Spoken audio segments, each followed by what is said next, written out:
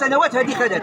لو تحلوا المشاكل العالقه على الحكومات وما تبقاوش تقولوا لنا هذيك راه حكومه سابقه وسمعنا هذا الكلام، هذا كلام غير مسؤول، لان كتقولوا لنا استمرار الدوله. ملي كتجي الامور اللي كتهم الشغيله التعليميه كتوليو تعلقوا المشاكل بحكومات سابقه. حنا غنبقاو غنتجراو ما بيناتكم من حكومه لحكومه، والحق ديالنا تيضيع ما بيناتهم. اليوم اللحظه اللي هي مفصليه غادي خصكم تدعيو الناس اللي هما فعلا مقصيين واللي هما معنيين. بركه من الالتواءات والحديث على المؤسسات وكذا، كلنا كنفهموا واش هي المؤسسات. لو كانت فعلا دوله المؤسسات لو احترمت راسها وعطات الناس الحقوق ديالها. هادو هما المؤسسات، ماشي منين تبغي تحاور معايا تقول لي لا خصك تكون نقابه عاد تجي نهضر معاك. ايوا خرج عندي انت، الا ما بغيتينيش نجي عندك انا قابلك تجي عندي نتحاور معاك. فبالتالي ليتحمل كل المسؤوليات. الكره ديال الثلج كتكبر وحنا كنبهوا مره اخرى. تحيه نضاليه لكل القابضات والقابضين على الجمر.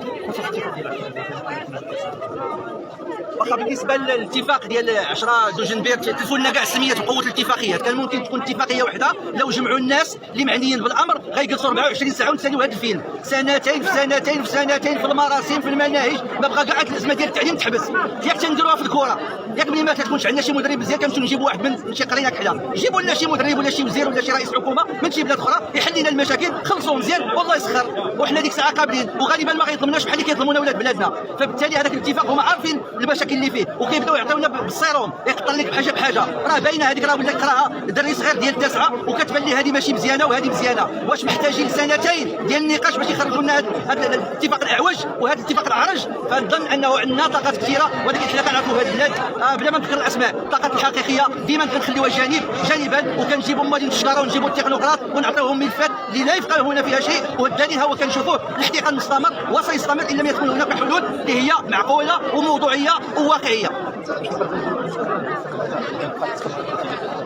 شوف المساله اخويا ديال السنه البيضاء ولا السنه الكحله، هذيك حنا داخلين فيها لان ماشي حنا بغينا، ماشي اختيار، هما اللي كيفرضوها. لان الدليل هو انه داك اللي كيتحدث لك وتيتبجح بانه كيهتم بوليدات الناس والمغاربه يجي يشوف المؤسسه وقبل من هذا الاحتقان. هذا الشيء اللي طاري في التعليم وهذه المشاكل اللي فيه راه ماشي حتى اليوم، ماشي حتى النظام الاساسي، راه قبل. سيروا طلعوا على المناطق النائيه، سيروا طلعوا على المؤسسات اللي ما فيهاش الكراسه والطوابل، سيروا طلعوا على المؤسسات ما فيهاش المراحل، سيروا شوفوا المؤسسات اللي كيجيو لها الوليدات وما فيهاش المطعم وكيجي التلميذ يبقى النهار كامل بالجوع. هادو مشاكل كثيره لا داعي للحديث على البيضاء ولا حنا عايشين ايام كحله. خاص هاد الناس يفضوا هاد المشاكل، وكاين مشاكل كثيره اخرى خصهم ياخذوا فيها بطبيعه الحال قرار اللي هو صعيب، وما يبقاوش يتسناو تيخرجوا الناس يحلوا قبل، لان كل ما خرجت هاد الخرجه وراه حنا كناكلوا الدق باقي في المؤسسات التعليميه.